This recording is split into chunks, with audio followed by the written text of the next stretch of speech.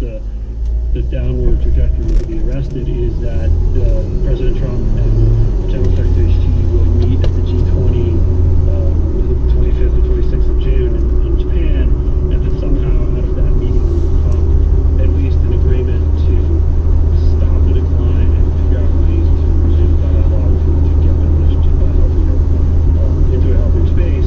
But I think what you're seeing is all these forces on both sides are being unleashed, and it's going to be very hard, if not actually impossible, to put those back into providence. I think, again, as I said earlier, it's extremely difficult to have a positive and constructive near-term view on the U.S.-China relationship. And frankly, I'm in the camp that we are very much in a new era of U.S.-China relations, that we are now into this phase, this era where it is going to be a much more competition, friction, conflict-filled, fraught relationship.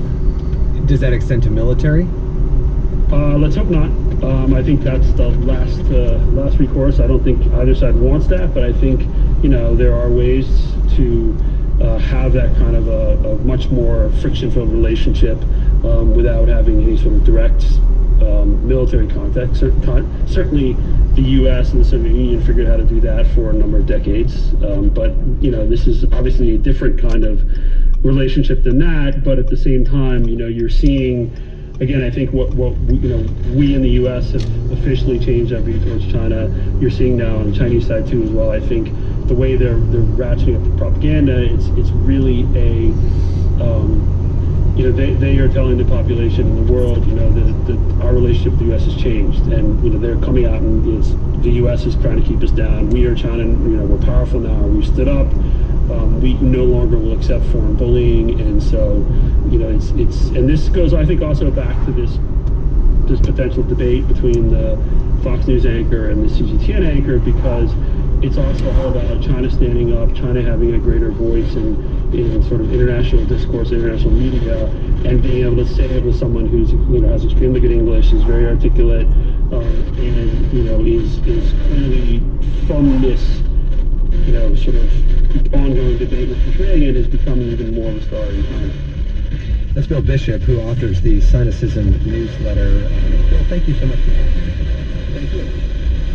And as we watch the effects of the trade war through the United States, another has started. Toby, I just need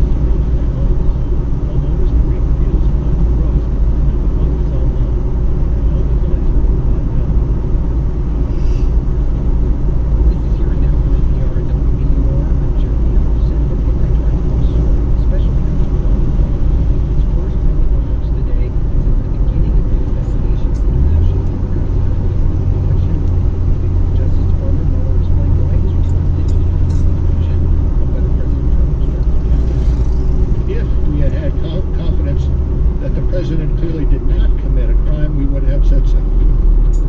We did not, however, make a determination as to whether the president did commit a crime. The introduction to the volume 2 of our report explains that decision. It explains that under long-standing department policy, a president cannot be charged with a federal crime while he is in office. That is unconstitutional. Joining us now for more is former prosecutor Paul Butler, professor of law at Georgetown University. Paul, welcome to Here and Now. Hey Jeremy, it's great to be here. And what do you make of what Mueller had to say today, that the reason that he didn't make a determination on whether Trump obstructed justice was because of this policy that says you can't indict a sitting president?